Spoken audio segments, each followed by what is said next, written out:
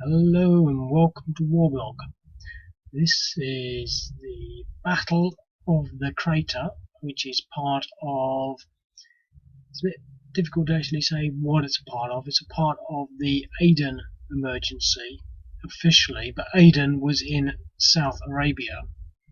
So I've added South Arabia, but South Arabia sort of I think is more of a region. I don't want to go too much into the details. I thought it was just an interesting little game just because it looks odd like this. Sounds like something from a sci-fi movie. But this is actually a crater, and all this is sort of mountain. Actually, that should be a mountain as well. Interestingly enough, there's not really a lot of detail on it. It's all on Wikipedia, and I think I've linked to it. So there you can see there's Yemen, and just about there is where Aden is, and then just on the end of Aden is the crater. You need to go and look at a few maps and things. We've got this, but the actual detail in here is probably a little better. It says following the mutiny, which is sort of referring up to here. But essentially, on the 19th and 20th, there were street riots.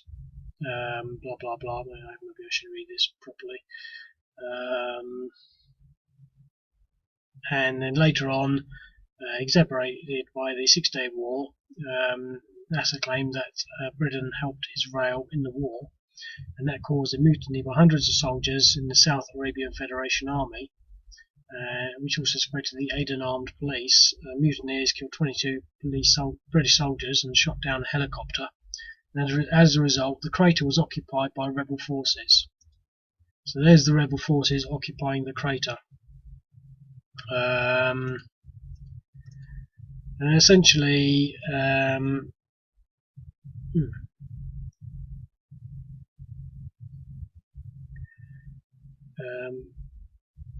following the mutiny, all British forces were withdrawn from the crater, while Royal Marines of 45 Commando took up sniping positions on the ground.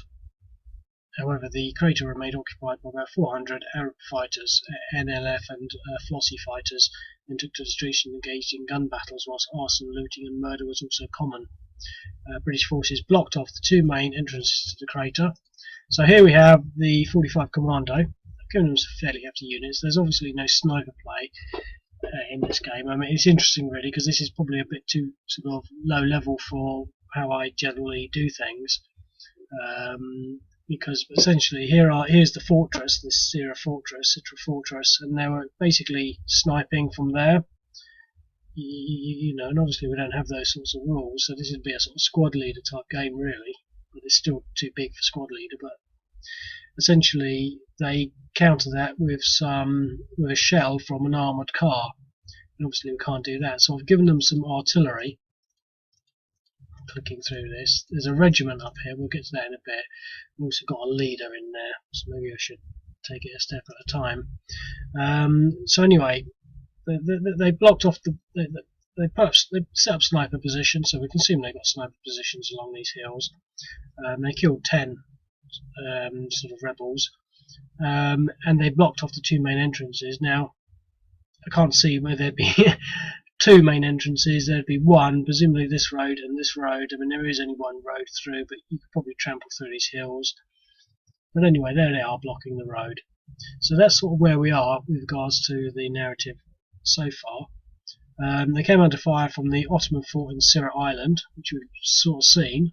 Let me just show it again. Sirte Island, the Ottoman fort. Have a look at that pictures. It's pretty impressive. But the snipers were silenced from a shell from an armoured car. Order was restored in July 1967 when the 1st Argyll Sutherland Highlanders, that's this little block here, entered the crater under the command of Lieutenant Colonel Colin Campbell Mitchell and occupied the entire district overnight with no casualties. So this is his regiment, and it is a regiment, so I've sort of given it sort of regimental size. Let me just see whether we can go into the game. This is a neat little game, and I should tell you why in a bit. Okay, so there's his regiment. As you can see, we've got Lieutenant Colonel Colin Campbell Mitchell there, and the leader thing doesn't work for some reason. I don't know why. I'll have to figure that out, but it doesn't matter. He's there just there for show. And if you look at the Battle of the Crater thing, it says that the operation began under Operation Stirling Castle, resulting in the crater being successfully occupied. Lieutenant Colonel Colin Campbell Mitchell, Mad Mitch, so I put him under there as Mad Mitch, is reported to have ordered the regimental pipe band to march down the main street, which is, there's the main street. If you actually look at it on the map, Main Street's about this. So there's Main Street, you can't really see it, it's a bit difficult to see, but there's Main Street, there's Main Street West, as I've called it, there's not an official title, and there's Main Street East. So you've got to basically take these three hexes, but obviously these units are in the way, so how he got through them and managed to play his pipe music down there, I don't know. But that's what they're saying there. It's reported to have ordered the regimental pipe band to march down the main street whilst playing. The sound of the pipes and drums caused the insurgents to surrender. If you, I'm not even going to make any jokes about that. The British troops remained until the end of the emergency. Again, it's a bit like the Malayan emergency. They're calling it an emergency and not a war, and presumably that helped with people with their insurance claims. So essentially, that's the situation. Now, in here, you've got Mad Mitch. You've got the mechanised unit which fired the shell into Sierra Fortress to silence the snipers, which you can't do. But to replicate that, I've given you some artillery, so you can at least fire. And I've given it a 7 range. 1, 2, 3, 4, 5, 6, 7. So you can fire it from about here. I've given the extended range because the scale on this is obviously whatever it is, in the sense that it's quite small or large. I don't know which way around you'd say it, but you know, these are not like 3 kilometers across sort of hexes. You know, this is about, you know, half a kilometer total. So it's an unusual game in that. But I did actually read it, and I did want to get all the British engagements, things like Malaya, obviously Aden now, and all the little things where British troops have been involved, we being British. But it's quite hard when a lot of them were really sort of insurgent, you know, sort of situations. I mean, this is the biggest battle of the Aden emergency. It's not really a battle if you just play your bagpipes. So it's quite an easy game to win if you just want to play your bagpipes and pretend to win it that way, historically, because there were no shots fired and no one died afterwards. But if you want to do it properly, I guess you could maybe sort of just move things along like this.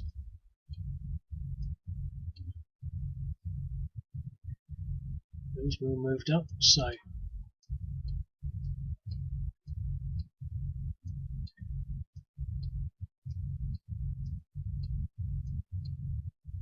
now I've deliberately split the entire regiment up into companies because they're in companies and it's quite a big island, so you've got the flexibility of spreading your troops around. I mean, I could have done it in 3 or 4 battalions or just 1 regimental counter, but the thing is, it's one of these things with games, you know, I mean, obviously they're not wholly realistic, but if you had everyone in one counter, it'd be silly because they just run around and avoid you. Although I'm not sure how fast they could travel through these hills and certainly the mountains. Although to be quite honest, probably travel through the mountains is at the same rate as they would the hills, because if they're going at one movement.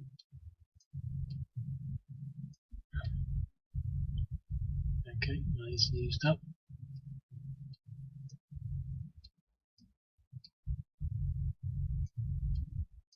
So obviously it's taking a little longer because they're split up into companies. But I think it's worth it in the long run to give you the sort of flexibility for dealing with the emergency.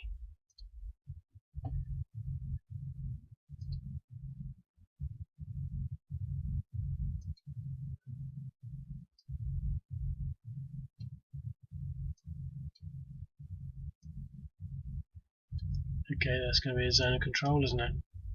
So he's stuck there. Oh, and then there's Mad Mitch.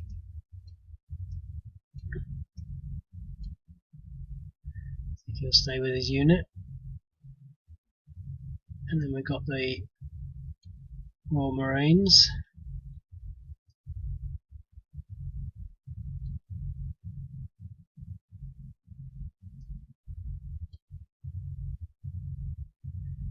Okay.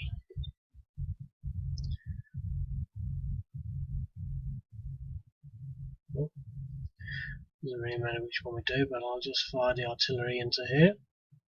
Although it's all moved up, so that's their move.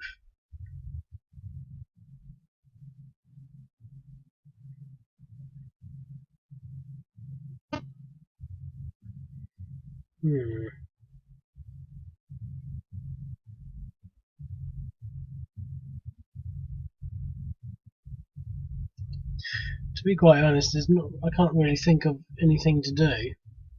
It's one of these sort of scenarios where it's not even something you could really play through, because what it's supposed to be doing is running around looting and shooting people, and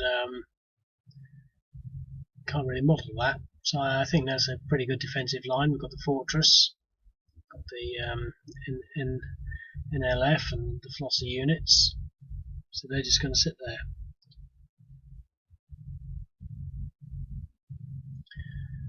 Okay. Well,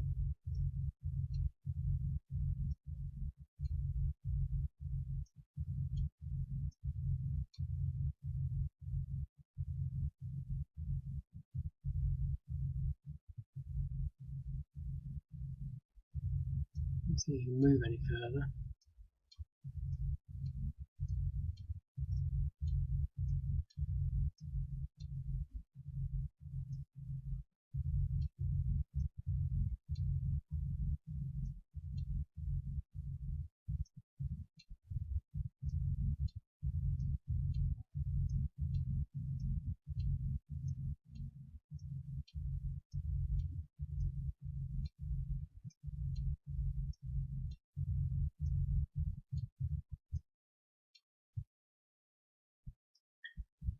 He's got some movement left, so let's see what we can do here.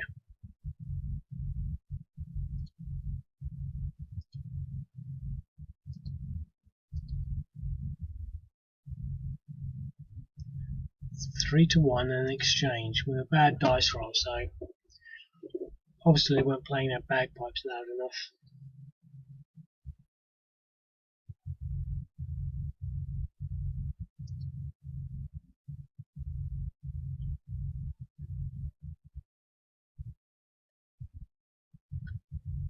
Well, they're not going to move.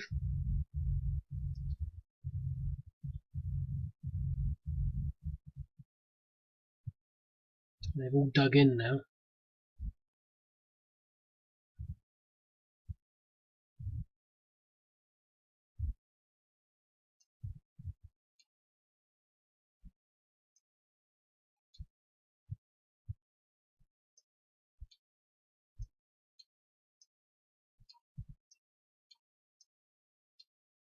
You can sort of see why they would have surrendered. It's a regiment.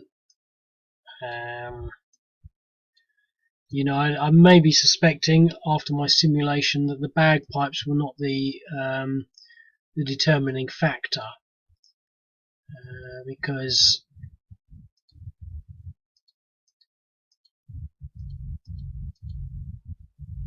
hopefully we've got so many units.